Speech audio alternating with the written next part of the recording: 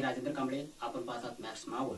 आता आपण आहोत खुनशेतमध्ये आणि खुनशेतमध्ये एक कलाकार आहे, गायक कलाकार आहे. त्या कलाकाराशी आपण चर्चा करण्यासाठी या ठिकाणी आलेलो आहोत.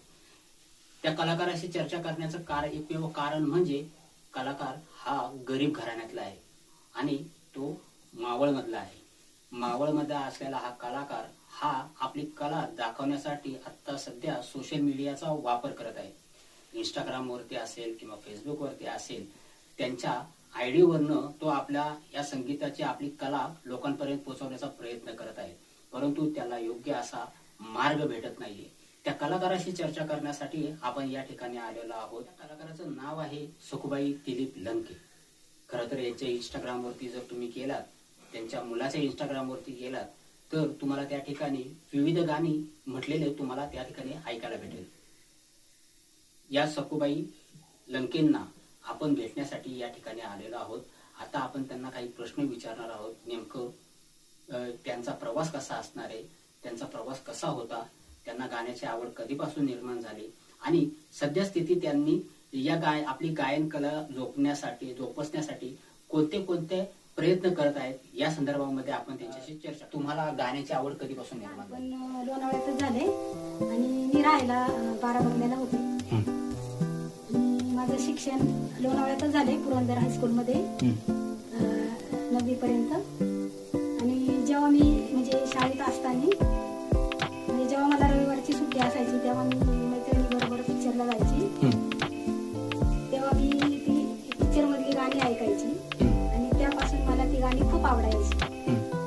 आणि नंतर म्हणजे असे घरी आल्यावर ती गाणी मी वहीवर लिहायची आणि नंतर पाठांतर करायची. पुस्तकावरची बघून मी ती वहीवर लिहायची गाणी लिहायची आणि नंतर पाठांतर करायची. मग आता त्याच्यामध्ये समजा एखादी चूक झाली, बाबा एक गाणं बरोबर झालं नाही किंवा चांगलं आहे, हे कसं काय ओळखायचं तुम्ही? नंतर मग घरात असं म्हणजे रेडिओ असायचा, टॅप रेकॉर्डर असायचा, मग ती मी गाणी लावायची आणि नंतर म्हणजे बरोबर आहे की नाही ती पाहायची, ऐकायची. तसेच तसं बरोबर झालं तरच मग आपलं गाणंच. म्हणजे आठवतंय मी बारामतीला राहायला होते लोणावळ्यात, त्यावेळेस मी अशी गाणी म्हणायची. मला खूप छंद होता गाणी गायचा. आणि तिथली मुलं अशी म्हणजे म्हणायची मला का तुझा आवाज खूप छान आहे, या आवाजाचं काहीतरी कर. पण त्यावेळेस माझी घरची परिस्थिती बिकट असल्यामुळं मला म्हणजे असं काही करता आलेलं नाही. नंतर म्हणजे मी ती गाणी स्वतःच आपली घरामध्ये गुणगुणत राहायची आणि मला वाटायचं की मी असं काहीतरी व्हावं लता दीदींसारखं, म्हणजे असं त्यांचा आवाज ऐकून बरोबर त्यांचा आवाज ऐकून म्हणजे असं एकदम मला त्यांची गाणी खूप आवडायची ना. मग ती सतत मी गाणी गुणगुणत राहायची. म्हणजे मी अशी आता समजा माझ्या मुलांनी माझं गाणं व्हिडिओ केलं त्यावेळेस इंस्टाग्रामवर सोडलं आणि तिकडून एक फोन आला म्हणजे लोणावळ्यातून, म्हणजे असं प्रदीप वाडेकर यांचा फोन आला आणि माझ्या मुलाला सांगितलं की तुझी आई गाणी छान म्हणते म्हणून. मग आमच्याकडं या वेळ काढून गाणी म्हणायला. आणि मग त्यांच्या म्हणजे असं आपलं सूर साधना त्यांच्या महिला मंडळामध्ये मी गेले आणि म्हणजे ती गाणी मी म्हटली तर त्यांना ती गाणी खूप आवडली. तर ते सतत मला बोलवायचे की या म्हणून. मग आता तुम्ही तिथं का जात नाही? कारण की आता हा रोजचा प्रवास रोज या म्हणतात ना, रोजचा प्रवास आपल्याला हे नाही होत. बरोबर आहे, बरोबर. आता तुमच्या इंस्टाग्रामला किती फॉलोअर्स आहेत, किती लोकांनी बघतात? 2-2.5 लाख लोक बघतात. तुम्हाला अजून इतर ठिकाणावर कुठून फोन नाही आला का तुम्ही आमची? म्हणजे भरपूर फोन येतात, ठाण्यावरून आला होता, पुण्यावरून आला होता. नेमकं असं थोडंसं वाटत असेल ना की बाबा आपल्याला संधी नाही भेटली किंवा नाही भेटलं किंवा आता आपण काहीतरी करायला पाहिजे. आता आपलं वय आता तुमचा मुलगा इतका मोठा आहे, तुमचं वय म्हणजे हे झालं, ते तुम्हाला असं काय वाटतं का की बाबा आता आपण काहीतरी वेगळं करायला पाहिजे असं काही? हो, मला वाटतं. माझी खूप इच्छा आहे आणि माझ्या मुलाची माझ्यापेक्षा जास्त इच्छा आहे की माझ्या आईने काहीतरी व्हावं म्हणून, तिने तिच्या आवाजाचं काहीतरी करावं असं, म्हणजे त्याची खूप इच्छा आहे. तुम्हाला एखादी संधी भेटली पाहिजे असं तुम्हाला वाटतं? हो, जास्ती करून मी लता दीदींची गाणी म्हणते आणि अशी म्हणजे इतर गाणी पण म्हणते आणि ती गाणी पण मला म्हणायला आवडतात. लता मंगेशकर सोडून इतर कोणत्या याची तुम्हाला गाणी आवडतात? कोणती गायिका आहे की जिचे गाणे आवडतात? अनुराधा पौडोलचं एखादं गाणं म्हणून दाखवा.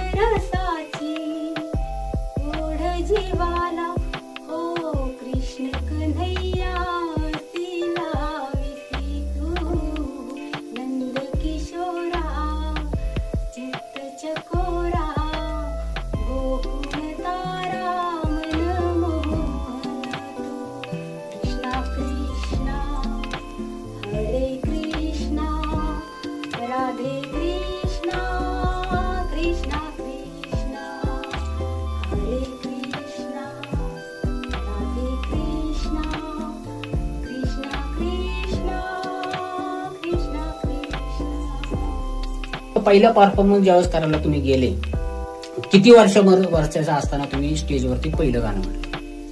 नाही म्हणजे आत्ता गेली होती हो, म्हणजे महिना झाला असं गेलेली. ना आता 1 महिना झाला असं गेलेला. आता मला एक सांगा, इतक्या वर्ष झालं तुम्ही ही तुमचा आवाज किंवा तुम्ही हे गाणी म्हणण्याचं तुमचं हे जपलं, आणि आता इतक्या वयामध्ये गेल्यानंतर ते उलट जास्त भीती वाटायला पाहिजे. नेमकं तुम्ही ज्यावेळेस पहिल्यांदा स्टेजवरती गेले त्यावेळेस नेमकं तुम्हाला काय वाटत होतं? म्हणजे भीती वाटत होती, कसं काय वाटत होतं? म्हणजे मला त्यावेळेस काहीच भीती वाटली नव्हती, पण मला असं वाटत होतं म्हणजे मला असं काहीतरी म्हणजे घाबरल्यासारखं होईल. पण मी आपलं न घाबरता मी गाणे म्हटले पहिल्यांदा लाईव्ह मध्ये. पहिल्यांदा कोणतं गाणं म्हणले? पहिल्यांदा म्हणजे मी असं भक्तिगीत म्हटलेली. कोणतं म्हणतं? रुनु झुनु बोला जरा आता. रुनु झुनु रे भ्रमरा, सांडी तुवहुनु रे भ्रमरा, रुनु झुनु रे भ्रमरा, सांडी तुवहुनु रे भ्रमरा,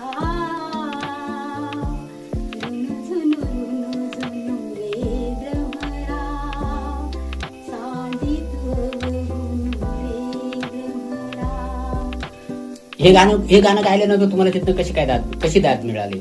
लोक म्हणजे प्रेक्षक काय बोलत होते? प्रेक्षकांना इतकं गाणं आवडलं माझं की सगळ्यांनी म्हणजे मला अजून सगळ्यांनी म्हणजे असं फोटो घेतले सगळ्यांनी माझ्या बरोबर, आणि इतका टाळ्यांचा कडकडाट झाला. पहिल्यांदाच गायलं मी गाणं. पहिल्यांदा खूप छान वाटलं असं? होय, खूप छान वाटलं त्यांना. आणि म्हणजे तिथनं तुम्हाला काही त्याच्यानंतर तुम्हाला काही असं कुठनं बाहेरनं फोन की बाबा तुम्ही आमच्याकडे गाणी म्हणायला या? लोणावळ्याचं झालं ते सोडून दुसरीकडनं कुठं काही चांगली संधी? दुसरीकडनं बरेच फोन आले होते. हा, कुठनं आले होते? काय म्हणजे असं ठाण्यावरून पण आला होता. त्यांचं म्हणजे असं ऑफिसचं उद्घाटन करायचं होतं. ते म्हटले या, तुम्हाला जर वेळ असला तर या. तर मग माझा मुलगा म्हटला मी तुम्हाला फोन करतो त्यावेळेस. तुम्ही जे नवीन कलाकार आहेत, आताची नवीन पिढीमधले कलाकार आहेत, त्यांना काय संदेश देणार?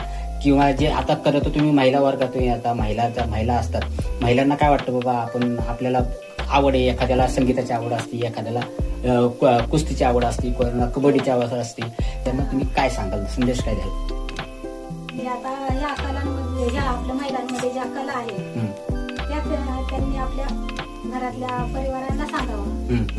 आणि म्हणजे आपल्याला काहीतरी ते घरातील माणसं आपली आहेत ते आपल्याला सपोर्ट करतात. बरोबर. कोणाकोणाला आवडतं, कोणाकोणाला नाही आवडत. बरोबर. तसंच आता ही माझी एक कला आहे. ही माझा परिवार आहे, घरातली माझी माणसं, माझी मुलं, परत माझं मिस्टर, यांना माझी गाणी खूप आवडतात. आणि त्यांनी मला सर्वांनी सपोर्ट केला. माझी सूनबाई, माझा मोठा मुलगा आणि हा लहान मुलगा, त्यांनी मला खूप सपोर्ट केला की तू गाणी म्हणत राहा, तुझा आवाज खूप छान आहे आणि तू काही म्हणजे असा कोणताच संकोच न करता तू गाणी म्हणत राहा.